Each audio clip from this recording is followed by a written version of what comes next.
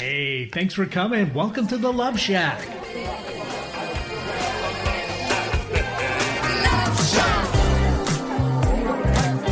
Hey, it's welcome to the Love Shack, a little old place where we get together, explore fresh perspectives, and eavesdrop on juicy conversations and uncover the mysteries that nobody talks about, but absolutely influences our relationships. If you are struggling with your special someone and or desire to create love that lasts the long haul, this show is dedicated to you. In today's episode, number 69, we're going to share with you the secrets to amazing communication that will help you right now in your relationship. I'm Stacey Bartley, and I'm here with my Tom person, my lover, my friend, my Tom person, co-host. Okay. I am an integrative couples therapist and a divorce mediator, and it's a pleasure to be here with you today. And I'm Ed McMahon. No, I'm just kidding. Most people think that good communication is all about talking more, but that's not always the case. Here in the Love Shack today, we're going to give you some tips on how to listen better and understand your partner on a deeper level. Most of us are aware of the reality that if we want a healthy, happy relationship, then communication skills are essential. But let me ask you this. How do you develop these skills? Did you ever take a course in school on communication for love? Have you ever studied it at least as much as driving a car or becoming masterful at baking those chocolate chip cookies and pies? The sad truth for most of us is probably not. We have not stepped in to study this very important skill that we know is critically important to our relationships. And if we are lucky enough to have studied some sort of communication class, have you noticed it's commonly taught as debate? Negotiations, perhaps, sales.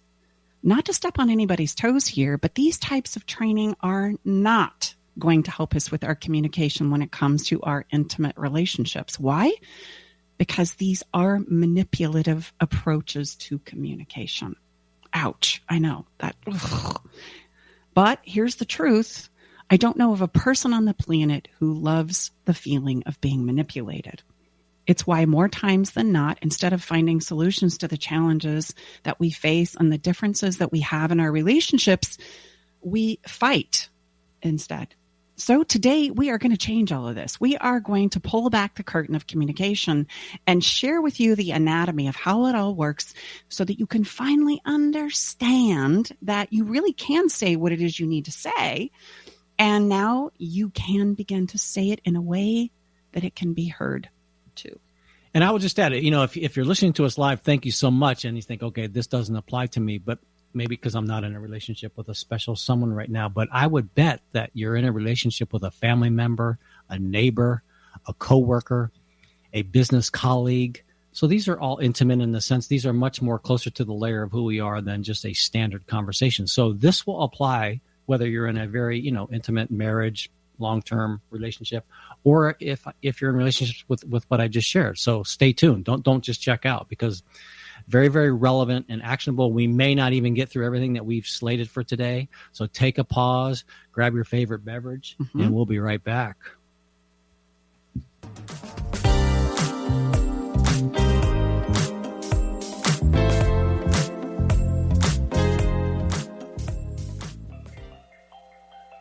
I met Stacey and Tom about 2 years ago. I was at a point in my relationship where I was ready to file for divorce. Not that I wanted to, but I just felt hopeless and helpless. I'd been through other counseling and coaching and didn't find any success.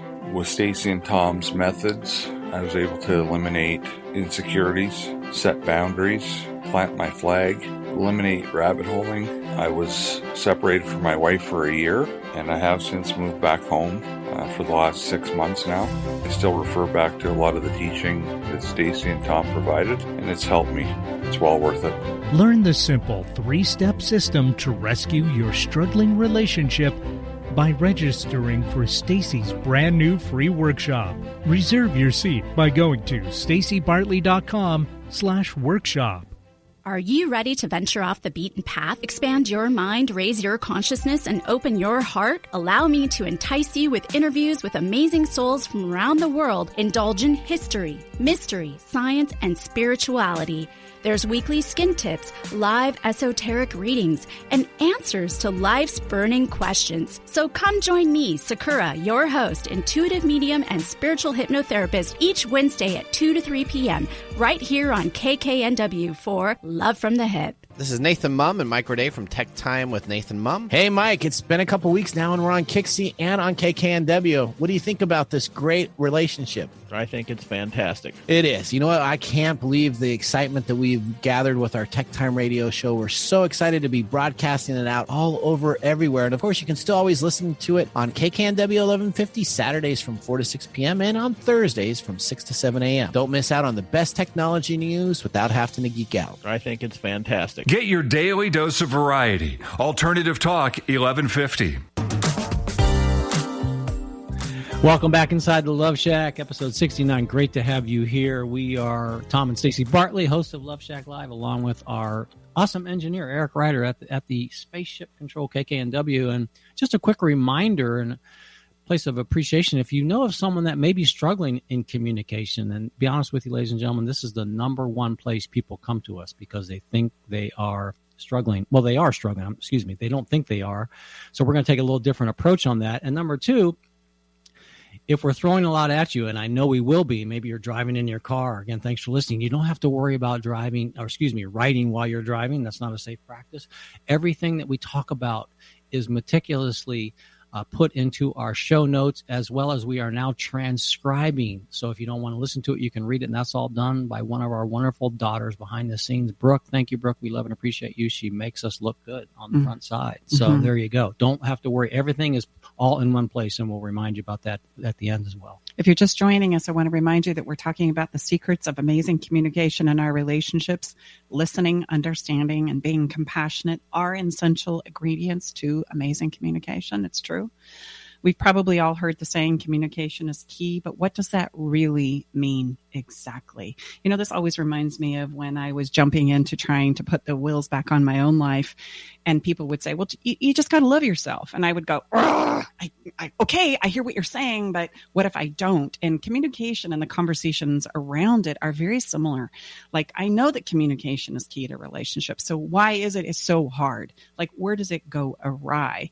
And if I were to tell you the first principle of communication is it's important to understand communication is a two-way street, that it takes two people to communicate effectively, one person to send a message and one person to receive it. In order for communication to be successful, both parties need to be open and willing to listen. We can all go, yeah. Okay, I got it. So, okay, it's pretty straightforward, right? So again, where does it all go awry? Where does it all go haywire? And this is the conversation that we want to have with you today. I could give you all kinds of special ways to say it. And we have a communication framework that we're going to need to share with you in part 2. But until you get this piece right, until you understand all the intricate aspects or the anatomy of communication, all of those incredible frameworks that I would share with you about say it like this, do it like this, are not going to help you, because when we get pressed and our back gets against the wall and we get frustrated and we're having this conversation for, the 100th time and we're losing it, right? You're going to go back to what it is you know, and you're not going to use any of the communication words and frameworks that I'm going to give you. So today we're going to peel the curtain back and we're going to help you understand more of the nuances to what really drives our communication so that we can finally make some progress in this thing we call communication. Sound like a good idea? What do you say about it? Love it. And again, this is an important distinction that we can't overemphasize. I mean, just take take yourself into situations where, I know, I would say all of us, how many times, or have you ever said, that would be a better context, gosh, after those words have been mouthed by us, I wish I wouldn't have said it or said it that way. Stay with us. We'll be right back. Navigating the silent, complex moments of separation or your partner's need for space can feel like walking through a maze without a map. If this sounds familiar, know that you are not alone. This journey, filled with uncertainties and introspection, requires a gentle, understanding guide. Hey, I'm Brooke from Love Shack Live. We see you, and more importantly, we get it. That's why we created the Separation Support Bundle. a collection of resources designed to not just guide you through separation, but to offer comfort and clarity during these times. Our separation guide offers insights and support to help make sense of your emotions and the process of separation. And for those moments when words escape you, our guide on 10 texts to send when navigating space provides thoughtful prompts to help communicate with compassion, plus a soothing separation meditation to help ease the overwhelming moments. Because sometimes all we need is a starting point, or a way to start feeling okay again. Remember, you don't have to journey through these complexities of separation alone. Our separation support bundle is here to accompany you, guiding you towards healing, understanding, and most importantly, the renewed sense of self. Visit stacybartley.com/bundle today to access your free separation support bundle. At Love Shack Live, we're all about exploring the real stuff that relationships bring, the good and the challenging. So let's tackle this together, because even in the hardest times, there's hope, growth, and yes, even love to be found. So in answer to the question of where does it all go awry, it goes haywire right here. Logistically, logically, we can understand that, okay, communication is a two-way street. I need to listen as much as I need to share. All makes sense to me. Okay, so where does it all go haywire? It's right here. It's called emotions.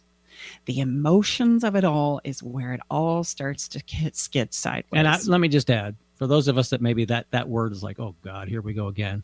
You could interject feeling, emotions. With that, right, Miss Bartley is a scientist of the family. Okay, yeah. So could we synonymous? Is it a synonym? Is that correct? Well, I want you to think of feelings being the individual parts of emotions. Like emotion is a whole cookie. And if I were to break down the feelings in that emotional cookie, it would be all of the variety of emotions. What we don't realize is that we can have many, many different feelings going on at the same time. Just like a cookie has many, many different ingredients in it. So emotions are the totality of what we describe the feelings we are experiencing. And the feelings are understanding its individual parts. And they're fast and furious, right? They're moving at unbelievable speed, and they change all the time depending on what is the triggering situation. So hence why this is not all that easy and takes some gosh darn good old-fashioned practice. Well, it's right here where communication is either going to work or break down. And because we don't have these kinds of conversations, more than likely it's going to break down. So let's talk about emotions for a minute, okay? Emotions are fluid, they're invisible, they're dynamic, and as Tom already alluded to, they travel super fast. My body has the ability to feel a tremendous amount of emotion, but my brain can't keep up. So I feel overwhelmed. I feel confused. I start to check out, or I start to escalate, right? And feel like I need to react. I need to do something. Both of these are very, very normal responses to feeling the overwhelm of emotions that go on in our lives. Okay. So our bodies, again, feel it like super fast, like boom. That's why we have the superpower of being able to walk into any kind of an environment and know, I can't logically describe why it is I'm safe here or it feels tense here, but I feel like I want to go now. Or, hey, I feel good. Let's just sit down and get comfortable here. Okay. That's all happening from the emotion in the room that we can do in nanoseconds. Here's the challenge when it comes to talking about things, right? This is playing out as well. And it doesn't take much for me to feel overwhelmed or not understanding what we're talking about or what we're feeling, because my brain processes emotion or information much, much slower than my body can feel emotion.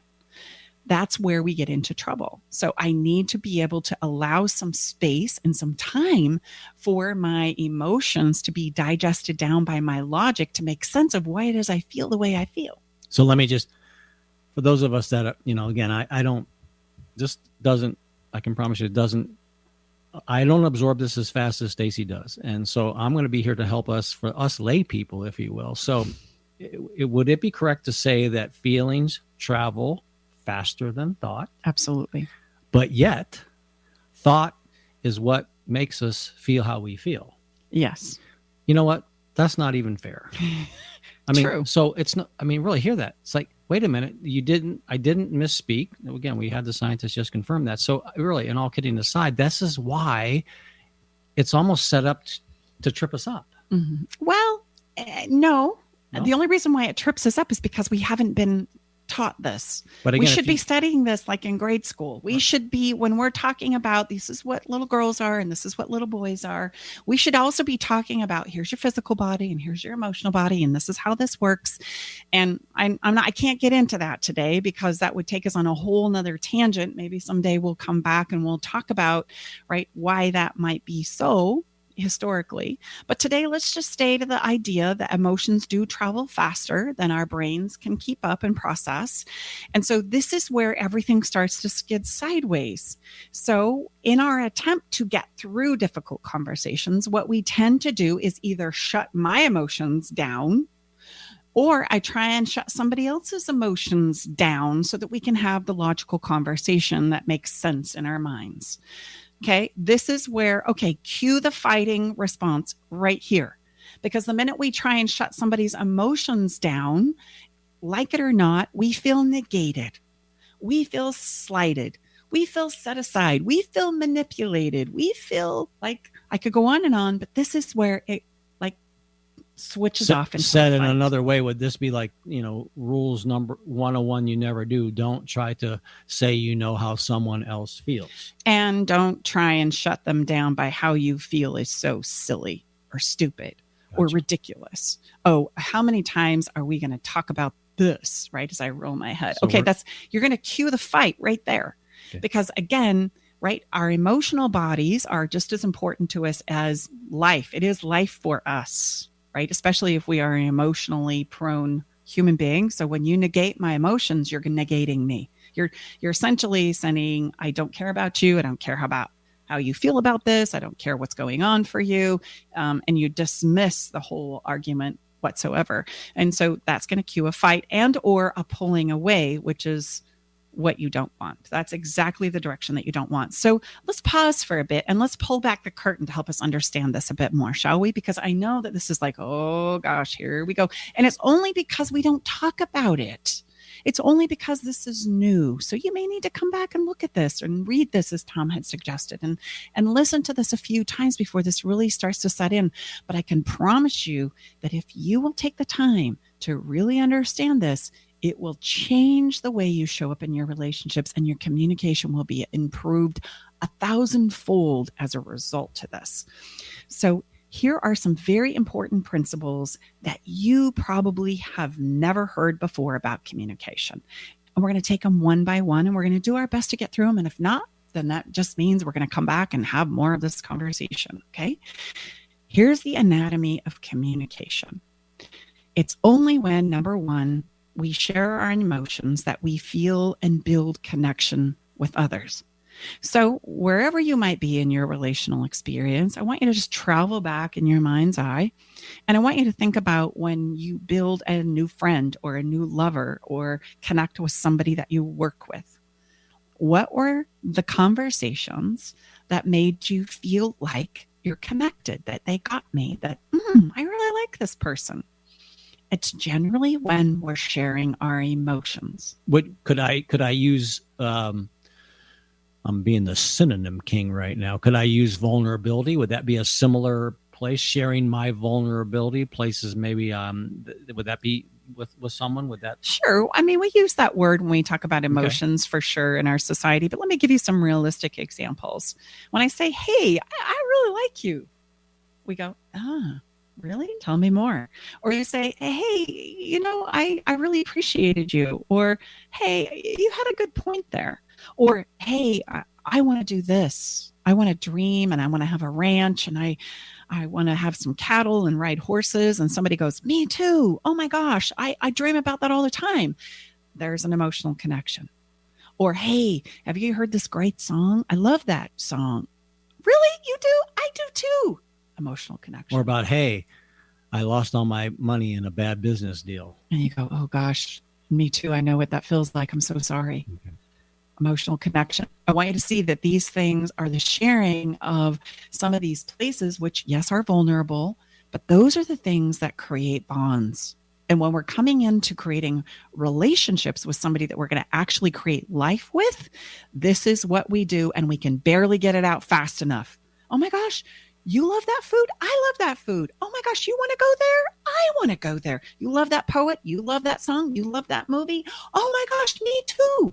We're sharing the emotional attributes of ourselves, about what we love, about what we like, and about what we dream of for our future.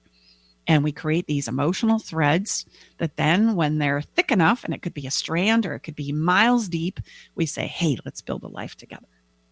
And we didn't realize what we just did there in the communication factor. We didn't realize that what we were talking about and what we were sharing over and over and over again is an experience of our emotions and what we hope for, how we want to show up, who we want to become, and the life that we want to live. And we start going, me too, me too, me too. And we're going to step right into this. We also don't realize, as things start to deteriorate, if we have any time, history with a partner, that those conversations are not as frequent as they used to be. Well, long-term relationships, the sharing goes down typically. And this is because when we start to talk about those emotions, when we start to build a life together, we don't know how to get through the difficult ones. It's easy to talk about the good ones and the dreams and the hopes and the endeavors of the future and where I'm at now. But as this starts to play out over time, and things start to happen that I don't really like, right? Or that hurt my feelings, or that discourage me about what we're traveling towards is not possible anymore. And I start to experience fear and doubt within inside of myself. Well, then we fight. And I become more and more intense about trying to communicate where I'm at. And I become less likely to understand where you're coming from because I'm too busy wanting to push my agenda emotionally.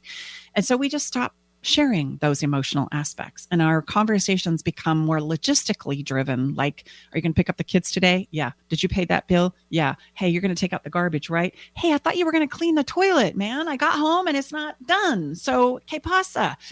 So speaking of children or grandchildren, would you say the same dynamic applies? Meaning, think about the types of conversations that were very emotionally based with our young children versus when they're older? Oh, yeah, absolutely. And our kids grow up, and sometimes we don't know how to handle that, and we can't change our emotional sharing to match that they're now adults and they're not 6. Right. So there is a progression, right? And you're getting pretty deep here, Tom. I don't know that we're going to have time to dive into all that, but absolutely you're on the right track where our communication emotionally needs to grow and transform over time. But that's a conversation we'll dive deep into at another point in time.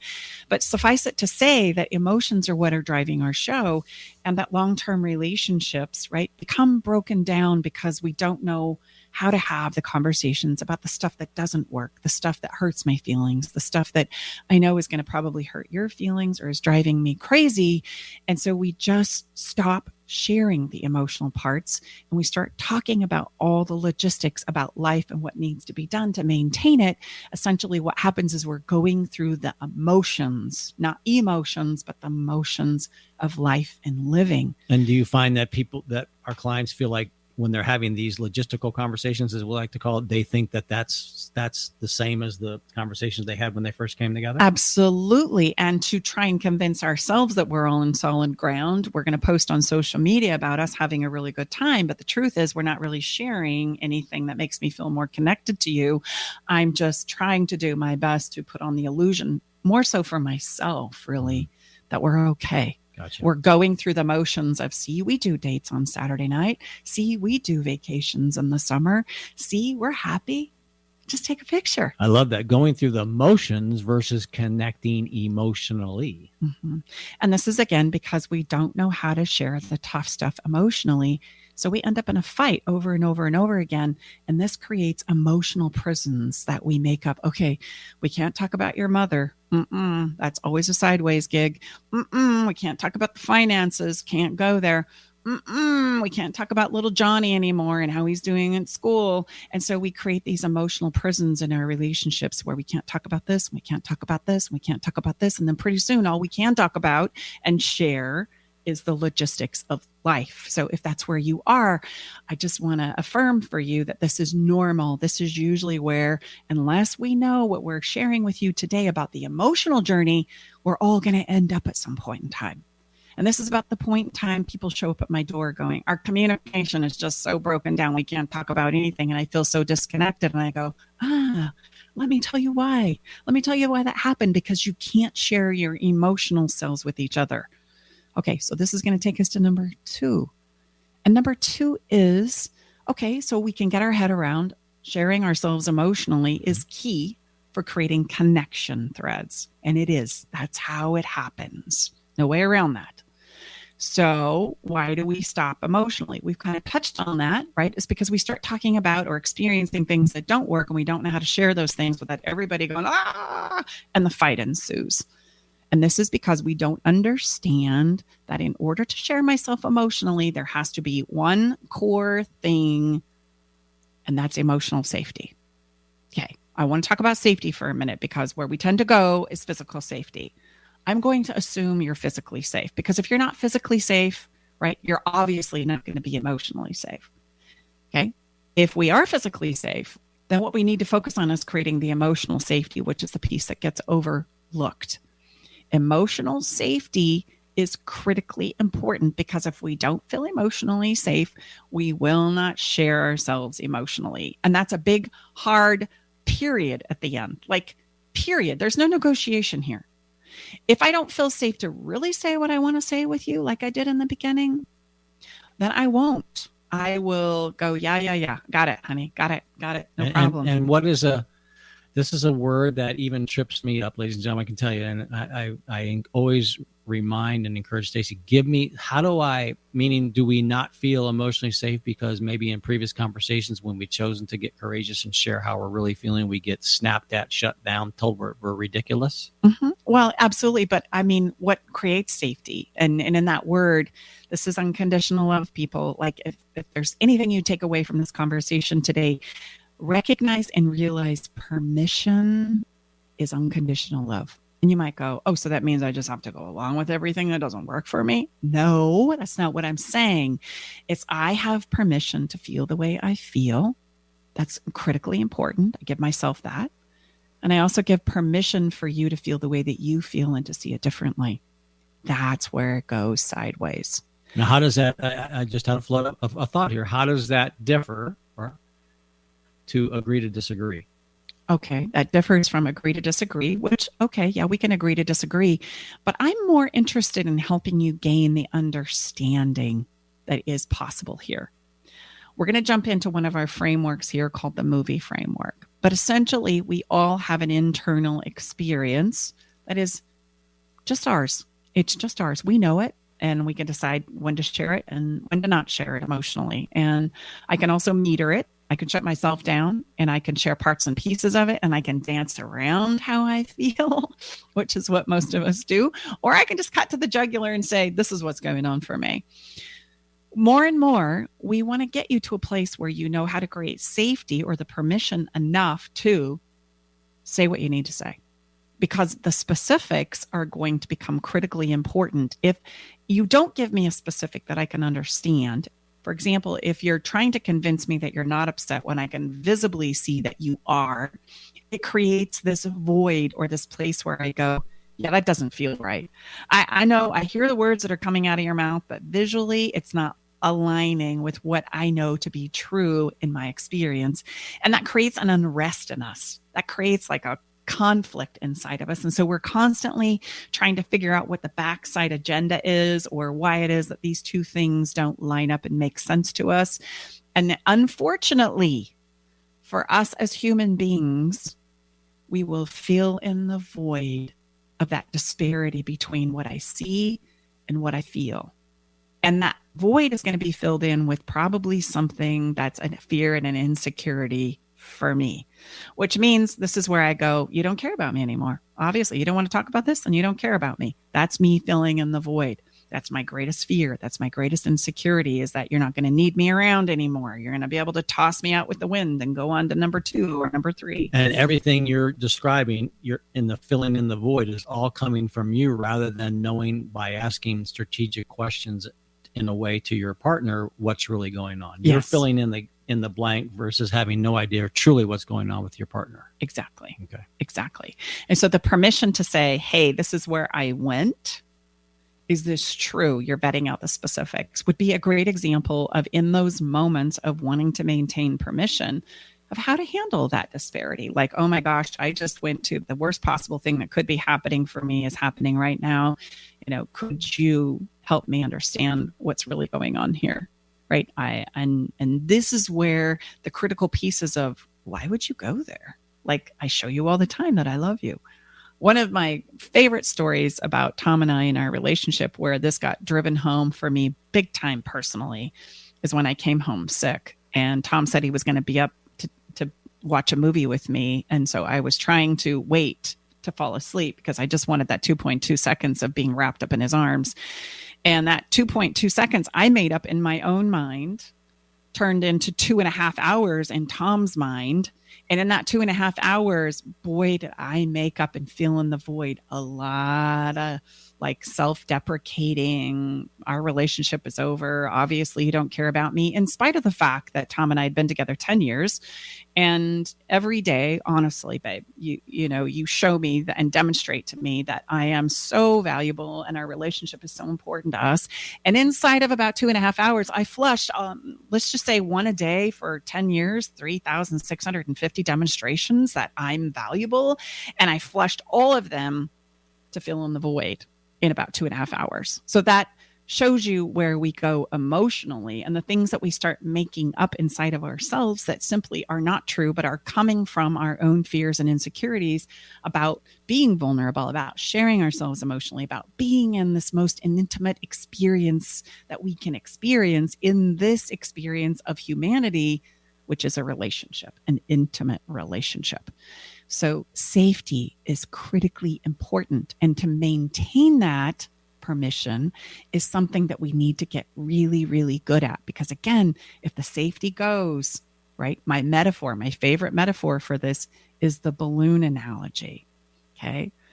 And I just want to paint this picture. If we had a man, like a handheld balloon, it would take lots of puffs of oxygen to fill it up. Like how many? Depends on how big the balloon is. Let's say it's a pretty good size. We're going to spend a fair amount of time filling it up. Once it's full, it's much easier every now and again to just go and keep it full. But if I turn into a place where I am critical, I'm taking my emotions out on my partner, I'm judgmental, I'm belittling, I'm secretly coming back behind, I'm acting out like I had just described, it takes nanoseconds to let the air out of that balloon and I'm back to square one. Like all the air comes flying out in nanoseconds. And that's how we emotionally backhoe our relationships, as we don't really understand A, how to put air in that balloon, and B, how it is that the air comes out so fast in forms of betrayal, in forms of criticism and manipulation and leverage. Most of us don't even realize we're doing it. And until we get that piece right, it's going to be really difficult for us to have effective communication, because what's running the show is all the emotions behind the scenes. Okay? Very important. Which takes us to principle 3, why we have a whole work and framework and practice and learning called emotional weightlifting. Because until you can learn how to do some emotional weightlifting, covering everything we just talked about, communication, effective communication, is going to continue to elude you. Yeah, no, that's just, many times when Stacey and I get into a heated place, I say, honey, you got to give me 20, so no, all kidding aside, we use it and we give some context. It's an emotional push-up, meaning it's no different than for those of us that have spent any time really in IRL, in real life. It's pretty good. I kind of, I'm getting there. IRL, you've gone to the gym, you've gone to the health club, and you've done some push-ups. I mean, the trainer says, give me 20, but get that metaphor, get that context around you. Think about it.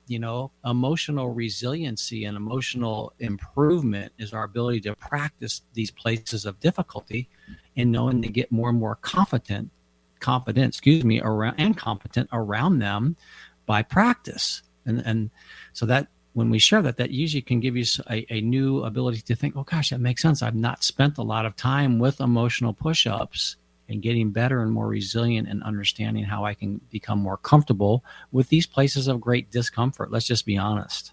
They're places of great discomfort. I can remember when Stacey and I first came together, like especially when we were on the phone and nothing was off limits for talking. And I thought we were done about the conversation. Oh, no, ladies and gentlemen, we were not done.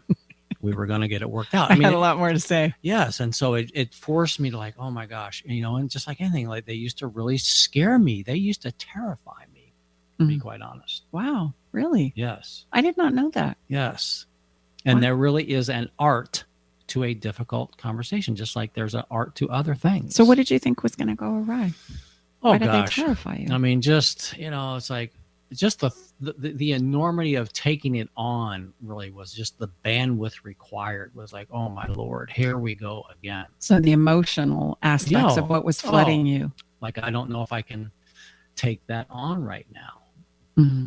That's, that's just such a perfect example of what it is we've been talking about, like the enormity of the emotional flooding. And if I don't know how to navigate that emotional flooding, it is going to feel overwhelming. And then I am going to be acting it out. I am going to be taking it out on the people that I love, not because I don't love them, but because I don't know what else to do.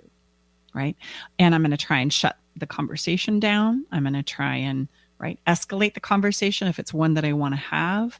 And both are going to send us into that fight because there's not the permission to just be where we are. And so I don't want to paint the picture. It's simple to understand, and it's going to require practice to do, but it will change your life forever. It's one of those things like driving a car at first, right? It's messy. I'm going to drive over the curb. I'm going to ding bang the garbage can. And maybe in my practice of backing the car up, I'm going to end up on the neighbor's yard, right? But going through it, right, doesn't take much time. But then once I have the ability to drive that car or to express myself and do the emotional weightlifting that's required, it changes the rest of my life. Well, and with some repetition, just again, you use the physical example, you get that baseline, again, if you've had any, made some gains in the physical side, that's what you do. You get that baseline, of practice and stressing your body to get used to something maybe it's never done before. And then, then it's, even if you say go off the path a little bit, you can easily get back to that baseline without too many additional reps. But you've got to in the bicycle world, I spent 27 years, you've got to put in the miles. Yeah. Well, and here's the truth about communication. Good communication means you either studied emotional weightlifting, which is the ability to regulate your emotions that are firing off much faster than I can think.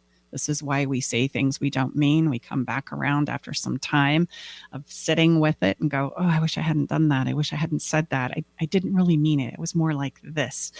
That's because your thinking, your brain's ability to process your emotions has now caught up with the way that you were feeling initially. And so emotional weightlifting will be required for you to have good communication in your relationships. And this is the piece that nobody talks about.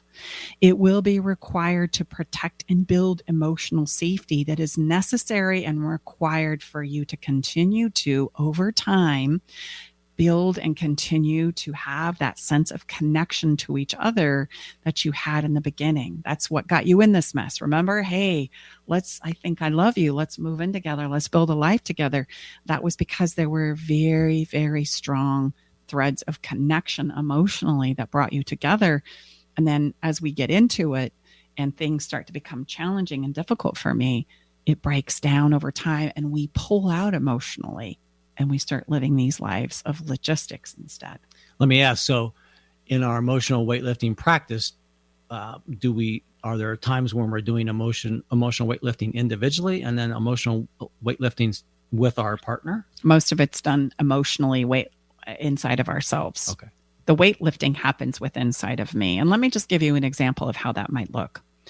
Tom and I are having a little conversation this morning. It's going along famously. And then all of a sudden he says something that triggers me emotionally. And I all of a sudden know, man, I'm starting to get fired up, right? Rather than just allow myself to react to that moment, I want to pause. And if this is the number one step of emotional weightlifting, pausing sounds super simple, but when I'm fired up, it's hard.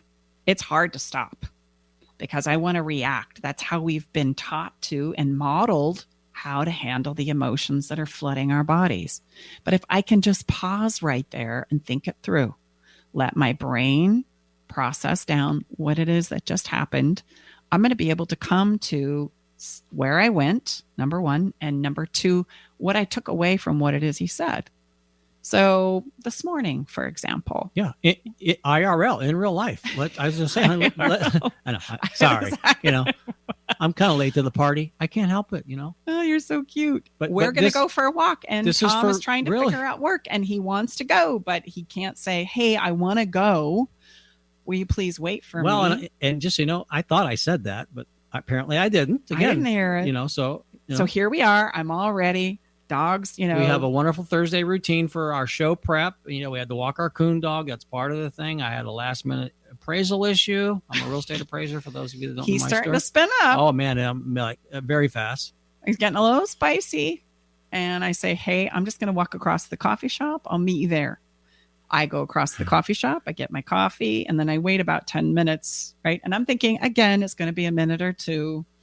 So here's my pause. I'm like, okay, I know this is not intentional. He's not wanting to say, hey, I'm not worried about you, or I don't care about you. He's overcommitted. I want to do all of these things, and I can't let myself, play until I get my work done. That's how Tom operates. So I circle back to the house and say, hey, honey, we're still waiting for you. Woohoo, I'm here. I said, oh, and just so you know, oh gosh, dang it, I'm not quite through. There was another thing or two that just kept arising with this wonderful, person, that my client. I'm thinking, oh gosh, no. But I really did. I wanted to go, but it's beautiful. We live in Northern California, beautiful day out. I wanted the fresh air. Again, guys, we've been through this thousands of times. So I said, honey, just another minute. I mean, that's my famous another minute. And she says, are we talking a minute or 3 minutes or 5 minutes? I mean, very honest. 15 minutes, yeah. 30 minutes. Sometimes it's hard for me to know, because this is a brand new situation too. This was a brand new, even I've been doing this for almost 25 years. It was a brand new specific situation within a larger situation, if that makes sense. So, okay, remember we just talked about filling in the void. I'm going to start going places, and he's going to start going places, and it's in our ability to talk about where it is we're going that determines whether we're going to get through this or not. And so I said, hey, there's 1,000 ways we can do this. And I can meet you after. I can go for a walk, give you another 40 minutes, right? What's not working for me is me standing on the corner for 10 minutes thinking that you're coming and you're coming and you're coming and you're coming. And so he launches into, well, it's lovely to be on vacation, right? Because our son is here visiting from Utah, and I've taken some time off to be with him. And I knew that, right, that's a firing off, right? We call that one across the bow. It was done respectfully. And I said, hey, wait a minute. I'm not trying to intensify your pressure that you're obviously putting on yourself. I just need to let you know that I'm on your side. I'm cheering for you. I'm not wanting to intensify your pressure. I'm just wanting us to create a strategy that is going to work. So what's important to you? And he says, I really want to go for the walk. I said, okay. Then you think you minute, 2, 3 minutes. Okay, great. We can wait 3 minutes. And so we did a couple of rounds around the block, and Tom was able to finally, meet up, and we were able to take that walk. But I just want you to see that this isn't something we just talk about. This is something that we practice right along with you, because guess what? We're human beings with emotions, and we get fired up too. The only difference is that we can get through them much faster because we understand what we're talking about with you today, rather than find ourselves in a fight and the whole thing is broken down. And then not only does the walk not happen, but we are in a hot mess coming to you live today on the radio show. Well, I would say many times we hear from clients the good old silent treatment. Mm-hmm. That's making us pay. Treatment. That's manipulation. I want you to see that we push people away when we're trying to punish them. Yeah. And we punish ourselves at the same time. So emotional weightlifting, people, is going to be required for you to protect and build emotional safety, which means you have the ability to develop and strengthen so that you can navigate and regulate your own emotions, that you can digest them down, you can articulate them, you can fill in the voids, and that you can share them with your person, or that you and you alone can understand them. It's essentially the ability to translate those feelings that Tom was alluding to earlier into a language that first you can understand. And so when we work with our private clients, this is where we begin. We must. Because if I don't know how I'm feeling, if I don't know what's going on for me, if I don't know what's firing me up, how in the world are we ever going to navigate this? You won't. And I would add, not only do we work with our private clients and start here, we continually to revisit and we revisit and we revisit and we revisit. Mm-hmm. We really do, because that's how crucial it is to the backbone of everything else. Yes, gaining the ability to understand and translate your thoughts and feelings into a language that first you can understand so that you can then share them, I just want to point out, is very different than taking your thoughts and feelings out on another person because you don't know what else to do. If you've ever felt confused about what someone has just had a meltdown over, and or you were criticized, belittled, judged, etc. in the process, this is your sign that you or someone you know just took their emotions out on you. That's how that rolls. And that is a very common, normal thing for us to do when we don't know what else to do as emotion. And if you're on the receiving end, if you're on the receiving end of that, let's just be honest, it doesn't feel very good. And so, okay, more emotional weightlifting, please. That's the sign that we need to get better at this. And until we have a basic acumen of emotional weightlifting and these principles that we shared with you, let's just go over them one more time before we end our conversation today. The number one thing we need to understand is it is the emotional experience that is driving our communication. And until we can learn how to work with the emotions, the communication that we know is so critically important is going to continue to elude us. Number two, if you want me to share emotionally, there absolutely has to be some safety. And safety, well, that's created with permission for me to feel the way I feel and to find the ability for you to feel the way that you feel too, which is too going to lead us to the need and the requirement for emotional weightlifting. That's going to be critically important. And if we don't know how to do that, we need to gain the ability to learn and practice it, because it is the rudder that will determine our success or not. And now we can start teaching you some communication frameworks. That was tough for me to get out. So, all right, we've given you a lot here, but those are the takeaways, right? The emotions are going to drive the show, whether we're trying to shut them down or overpower them. So we've got to learn how to dance with them. And again, I'll remind you, that was a lot to take in. Don't worry about it. Go, all of this is going to be in our show notes and our transcription for you to revisit and revisit and revisit. So, and that's all right in one place for you, designed to serve you and really, really have you gain some benefit from everything that we're doing for you. Yeah. So we're going to take a quick break and we will be back with some fun. We're going to do a giveaway today. It's going to be so exciting. I know. We'll be right back in a minute. Take a breath. Pause.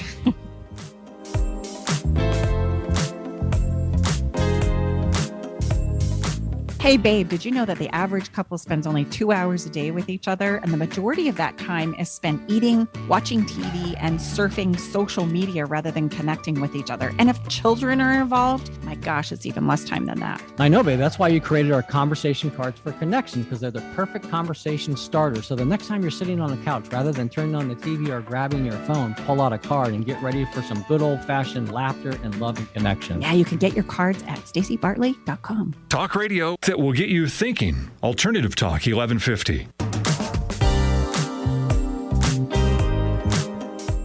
Hi, welcome back to the Love Shack. Tom and Stacey Bartley. We are now going to step into Follow the Fun, and this is the first show of the first Thursday, the first show of every month. We have a giveaway. That's because we have a fun list, and we give things away to people who are on that fun list. So if you're not on our fun list, I'm going to encourage you to go on over there. Today, what we're doing is we're giving away a book called Fork Me, Spoon Me. This is a wonderful book by author, incredible gastronomist, Amy Riley. Now, there you go. Oh, right. And she has a cookbook that provides a method for us to incorporate arousing ingredients into food-inspired foreplay. Now, I don't know if that makes you go, ooh la la, or what, but it sure does me. And the really great news is that Amy is going to be here next week inside the Love Shack with us as our guest for a special Valentine's Day episode. So don't miss it. Get you all aphrodisiac up for Valentine's Day. Is that a word? Aphrodisiac? Yeah, yes. Okay. Yeah, it is now, honey. Okay. So Eric, I need you to choose a number. Our incredible, wonderful engineer behind the scenes I need you to choose a number between 1 and 100. And you can't choose a number you've used in all the prior first Thursdays of the month. Yeah, you have we to did a lot of giveaways in December, so that might be asking a lot of you, but I know you're up for the task. Okay.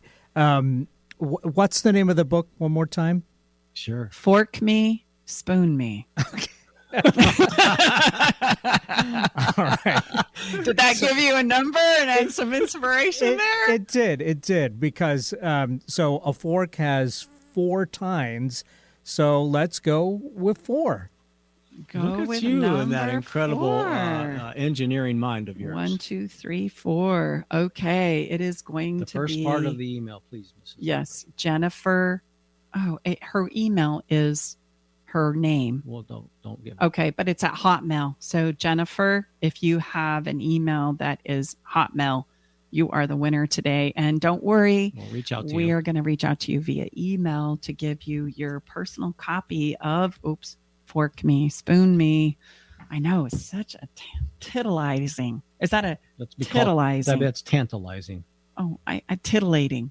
No. Titillating. I think it's titillating. Anyway, okay, because Amy's going to be here, let's let Amy talk about what she does and kind of create some titillizing. Making your own vocabulary. I love it. See what I'm dealing with, Eric? What a titillizing episode. So if you could bring up Amy's clip. Bring up Amy's clip. I think Amy needs to bring us home about this titillizing experience that's tantalizing. Oh, behave. My name is Amy Riley, and I'm an expert on aphrodisiac foods. I look forward to being inside the Love Shack with Tom and Stacy really soon as a guest.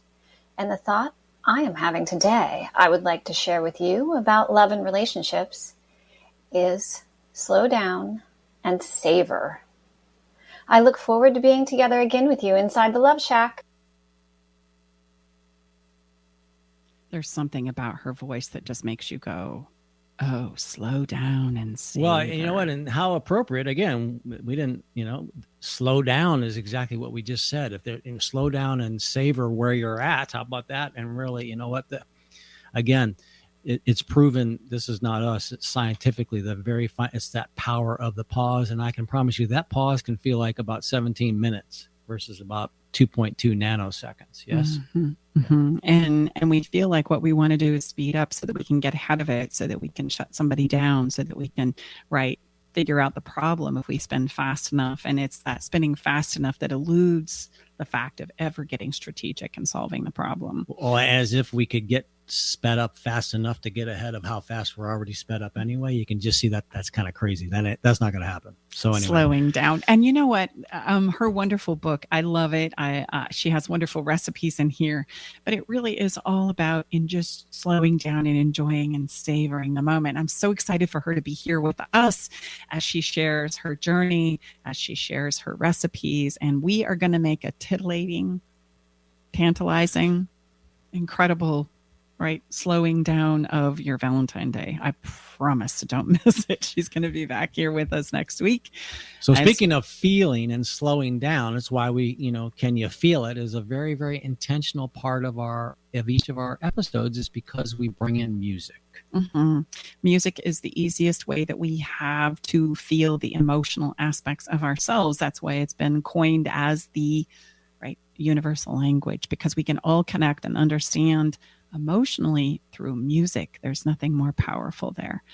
And if we're going to start talking about getting in the mood for Valentine's Day, there would be a powerful way through that door, through the music that you choose.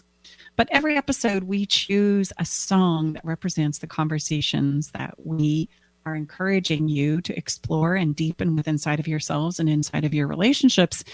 And we found an incredible one for today's episode that's very different, if you've listened to our Spotify playlist, than anything that we've ever brought to the table here before.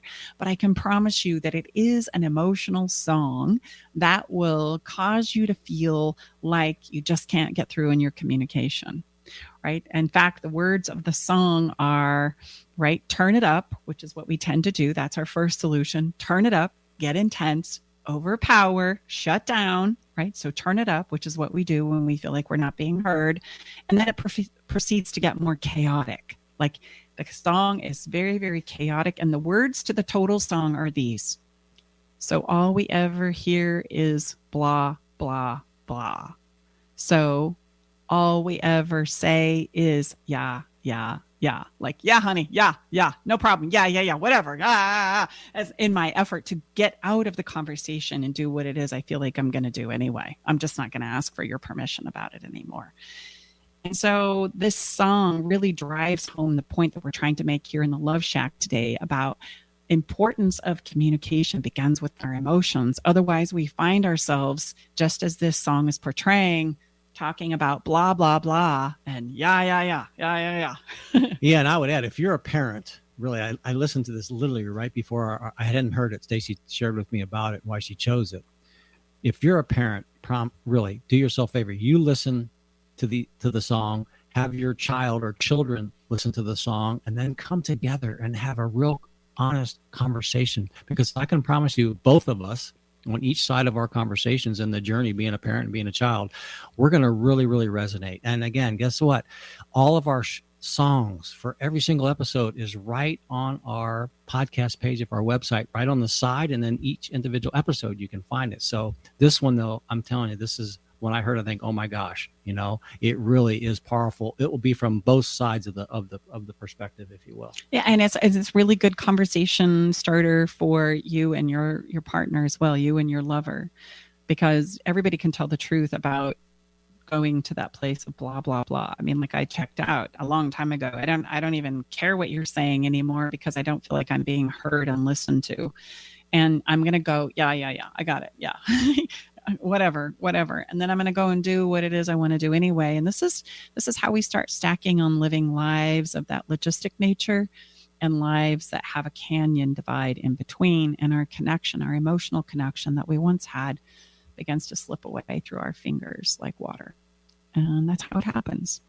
So unfortunately, it's time for us to say goodbye. As we wrap up this episode, we're going to encourage you to listen to this a few times, breathe, pause, take time. There's always enough time to solve these problems. And right? if you know of someone in your circle that's struggling with some communication, in their intimate relationship with a child, with a neighbor, a loved one, a coworker, please share this episode. We so appreciate you listening to us and helping us and supporting us. And if you could spread the word, we'd even appreciate that just as much as well. Yeah, come on back next week. We're going to be here with Amy Riley for some titillating. Don't miss it. Tantalizing. Yeah, you got it. See you guys. See you next time. Great to be here. Bye-bye.